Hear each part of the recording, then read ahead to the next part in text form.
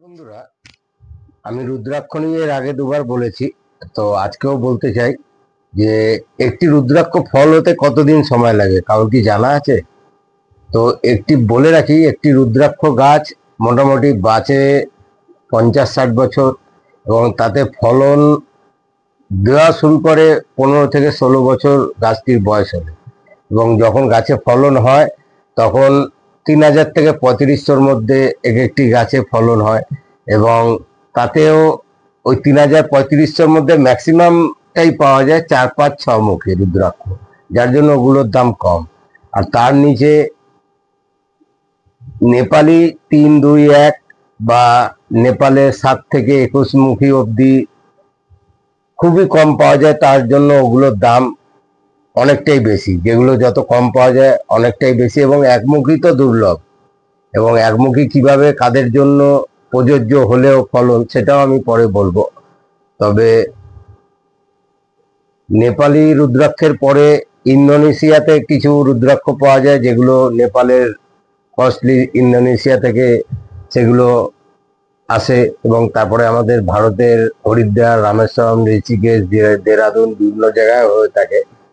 তো আজকে এত অবধি বললাম, এবং আগামী দিনে আরো রুদ্রাক্ষ নিয়ে জানতে হলে অবশ্যই আমাকে সাবস্ক্রাইব করো ও বেল নোটিফিকেশনটা অন রাখো। বন্ধুরা, আমি রুদ্রাক্ষ নিয়ে এর আগে দুবার বলেছি, তো আজকেও বলতে চাই যে একটি রুদ্রাক্ষ ফল হতে কতদিন সময় লাগে কারোর কি জানা আছে? তো একটি বলে রাখি, একটি রুদ্রাক্ষ গাছ মোটামুটি বাঁচে 50-60 বছর এবং তাতে ফলন দেওয়া শুরু করে 15 থেকে 16 বছর গাছটির বয়স হলে। এবং যখন গাছে ফলন হয় তখন 3000 থেকে 3500-র মধ্যে এক একটি গাছে ফলন হয়। এবং তাতেও ওই 3000-3500-র মধ্যে ম্যাক্সিমামটাই পাওয়া যায় 4-5-6 মুখী রুদ্রাক্ষ, যার জন্য ওগুলোর দাম কম। আর তার নিচে